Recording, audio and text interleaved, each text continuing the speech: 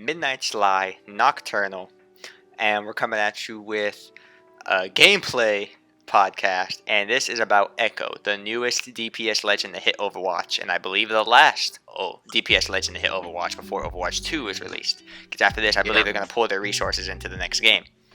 And so we got ourselves. It just came out today, which is April 14th. Yeah. There you go. There's LeBron. But what? Jesus. I don't know, dude. Even after nerf, she was kind of. Let's just go ahead and talk about Echo. What do you think Echo is gonna be with this new patch, and just even after her nerfs, her apparent nerfs? Apparent my ass. She's. It's not even that she's OP. She's definitely gonna become. I think she'll be a part of the meta. I think a lot of people will be playing Echo, not just because she's new, but because of the fact that her abilities are actually really good. It's really good. Like, I watched it. She drops 5 sticky cards. There's 5 of them, and the delay is not too long. And if they stick, you're stuck. That's it. And then sticking somebody like a Mercy or any type of healer, or sticking even bigger characters. A lot of people like, for example, sticking a Ryan, any character that sticks around their teammates, you're going to get a lot of splash damage from that, which is going to cause a lot of damage. She has flight and she's able to glide. That means she's a flanking machine. Like, her beam, I didn't even know that, but her laser beam, if they're under half health, shreds, which I'm sure it can go through a Ryan shield. Which we'd have to figure that out. But a lot of the beams, like Moira's ult, go through shields. So I'm assuming it's a light beam, it'll go through shields. Yeah. That's gnarly, dude. I don't know. And then her ult, they nerfed her ult charge. She's still gonna probably get ult pretty fast. Oh yeah. Picture getting 3-4 ult Echo ults. It's like, I don't know, dude. She's That's literally crazy. a Swiss Army knife. Like, which one you want? Which one you want? Exactly. I got all these compartments. Let's figure out. You give me my ammo. It's like using the own team weapons against you. You know what I mean? For me personally, like, I kind of just feel for Echo in the meta, she'll be, in my opinion, a top 5 DPS player, a top 5 DPS character. The only thing that gives me a tiny sliver of hope is that hope is because I don't want to see her every match. But what gives me hope that I'm not going to see every match is, like, because she has all these abilities and because she has, like, all this airtime and shit.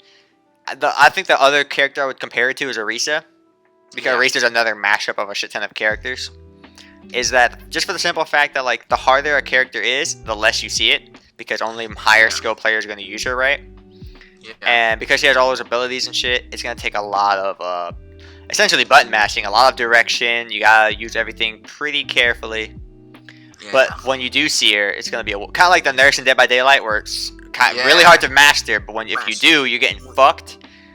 Which is why you don't see too many. But when you do, same thing for Echo. It's kind of just like she'll be hard to use. She'll be hard to use, but when people do figure it out, not today because it just released today. So I'm pretty sure if we hopped on Overwatch right now, but a lot of them we would see would be ass. But, like, give it a month. Give it a month. And she'll be top 5, maybe even top 3, honestly. So I'm hoping, like I said, with that sliver of hope, the good thing is, because she has a lot of abilities, a lot of people are going to be trying to figure her out. So they're going to be working with her. So that gives us time to really learn her abilities on the other side. Not just, like, playing her is one thing, but going against an Echo and knowing, okay, she has sticky bomb, this is what she got.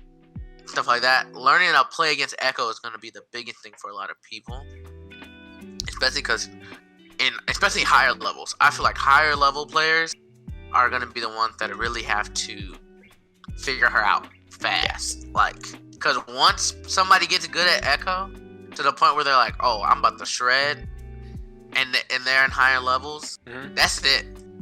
You have to combat that Echo. I think Echo can be huge just for the fact that I've seen people play her in the PTB before, even before the nerf, but even then, her ability to flank and not be noticed is crazy. Yeah.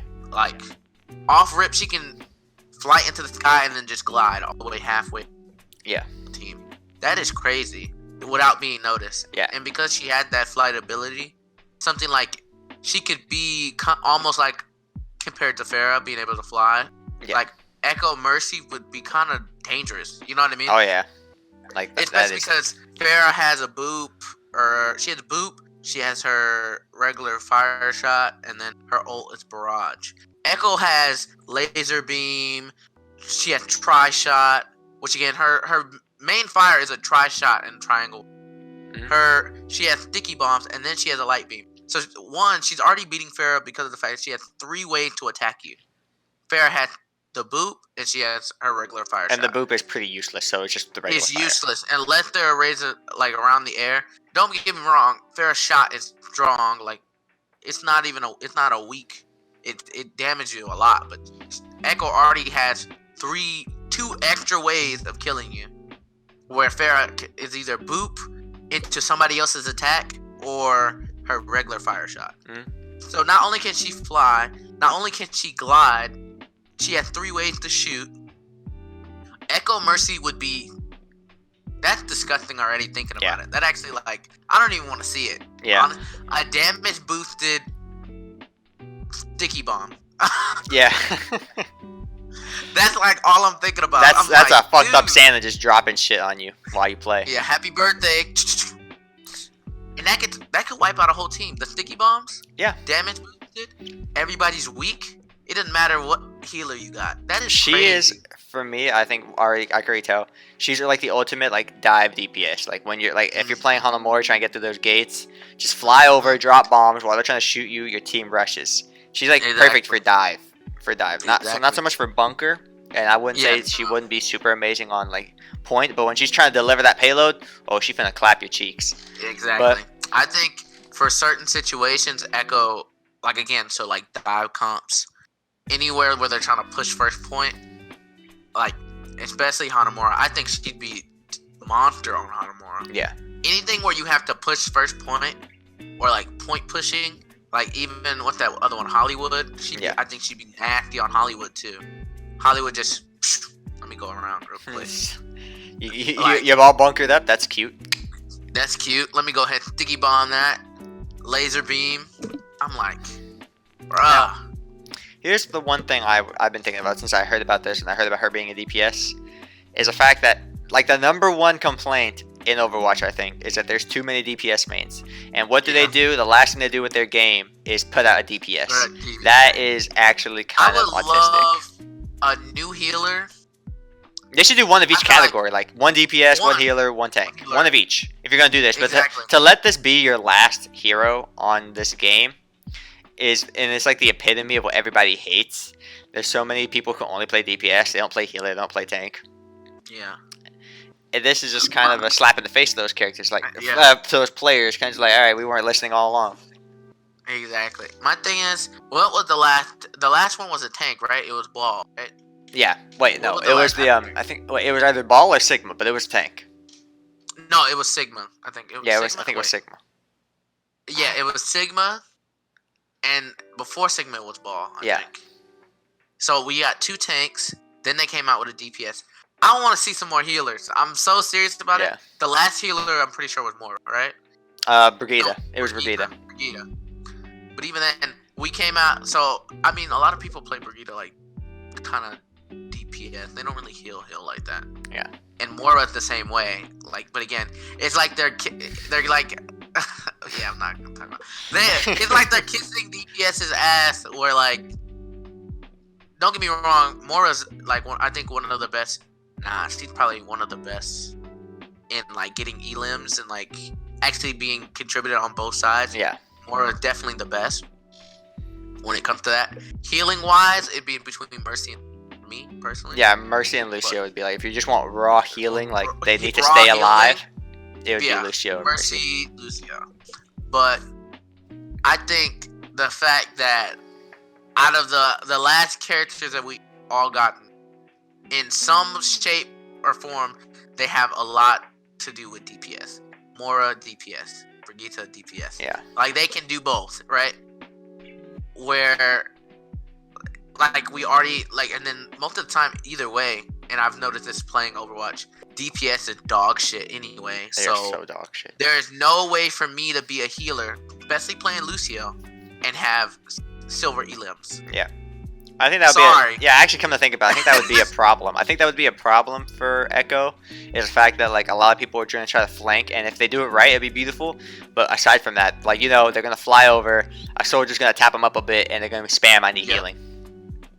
And if you're flying in the air, the only person that's gonna heal you is like Mercy. Ana. And Ana if she gets a lucky shot in, but like I am not gonna spam jump trying to heal you with my Mortar. You can go fuck yourself. Exactly. I'm not throwing a ball in the air for you. Nope. Like that's a waste of a ball. That's a waste of a ball. Yeah. When I can throw a damage ball in there and like get them all low for like a tank or something. Yeah. I don't know. I think there's pros for the fact that she's definitely a high power DPS. Definitely top 5. Just from like the fact that her ult in general can be multiple ults. It's crazy. Like when I first saw it and they told me, I'm like, I'm sorry, how many tracer bombs did that nigga just throw? 2, 3 of them? That is crazy. Her 2 tracer bombs and then copy a tracer, throw an actual tracer bomb. Exactly. Like it's, I'm telling you, any ult, and then the ult depends on the situation. Like let's say you're playing point, it's an overtime, you copy D.Va, you keep throwing D.Va bomb point. Like that is, nobody's gonna want to touch the point, but they're gonna want to touch the point. And unless they got somewhere to hide under the payload, and again, if you throw it straight in the air, you know what I mean? And just to add to that, like, the fact that the way she gets ults is like, she'll copy you, and she technically starts at 0, but her ult charge is accelerated, so it's like, she only, like, if she wants to copy a Roadhog, it takes like 3 hits. You gotta shoot somebody 3 times with the Roadhog, and then you get your ult. And an ult is an ult. It don't matter, like, what ult you get. It's still something... It's not dried down. Nothing. It's like full strength. Full strength. Of course, again, you can get killed in ult. Yeah. But if you have a Rhine in front of you, you have any type of teammate help there. And not like you're by yourself. The fact that you have teammates that are gonna take some of those shots for you, like most of the time they're gonna get ult off, 100%. Yeah. And the fact that they can't get off not once, but minimum 2 times an ult, that is disgusting. I think the only ult you may not be able to get twice is like Monkey. Like where it's, you have that ult for a long time. Also, I'm pretty sure I saw somewhere, but it was like, an Echo cannot copy another Echo, which I thought would be pretty funny. That'd be dumb, though. I'm gonna ult, and then I'm gonna ult again. That'd be funny, though. What if you actually could copy? Yeah, you can just non-stop fucking just copy Echoes and shit. Exactly. I'm about to ult for life. I'd be pissed off, honestly. That'd be kind of pissy. Yeah. Just ulting the entire game. But honestly, I think this is Overwatch's kind of way of saying, fuck it, let's throw this one last piece into the Wild West, and it doesn't matter if it's balanced or not, because ultimately we're not going to be keeping an eye on it. Exactly.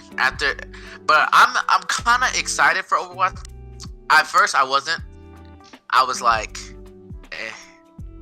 I don't even play Overwatch like that. But now that I'm playing Overwatch more, and I kind of looked up on Overwatch 2, they're just making they made their character graphics better. Like the characters actually look really good.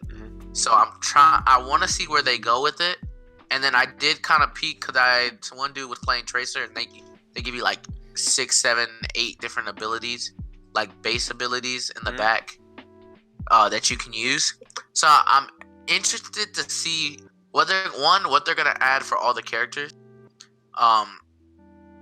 that are gonna make it different from what, like, is it gonna make it worth my money to buy Overwatch 2? Yeah, you know what I mean. So we'll see what they do, but for now, I think Echo they're just like, fuck it, dude. We're about to go to Overwatch 2 anyway, so let's just go ahead. So we're gonna throw in a Wild West ball. And, for me personally, regarding Overwatch 2, I wasn't super hyped for it. But yeah, after watching the gameplay trailers, the cinematic trailers and shit, I think I will buy it. But the only way I'm gonna buy it is if it comes out on next gen. Like if PlayStation 5, if it comes out in time for PlayStation 5, I'm gonna buy it. I'm not gonna buy it for PS4 and then PlayStation 5 comes out right after and I gotta buy it for PS5 again. Like, I'm pretty much almost not gonna buy. It would take a lot for me right now to buy a game that's not coming out for the next gen because it's so close. Yeah, I am so ready for PS5. I am so ready. Dude, I'm already saving up for PS5. What do you mean? Absolutely. Because PS5 is definitely gonna be $400. Yeah, minimum. I'm gonna get, if they have like a pro version, I'll get that $500-$600. I don't give a fuck. I'm a fanboy. I think PS4, it was like 300. It was like 300 something. It'll either be high 300s or 400. So it'll either be $399 or like. So I'm hoping it's $399 because I can swing $399. And then when that stimulus check hit, I'm putting that money away. And when that PS5 come out, just letting you know right now. First few days, I don't care if I gotta pre-order that motherfucker. I'm gonna have it. I'm gonna get that shit. But anyway, that'll be it for the discussion of Echo. It was just a little short one, but hopefully you guys enjoyed it. Got our thoughts, our opinions, and such. This is episode 4. Next episode coming out soon. And yeah, deuces. Peace out.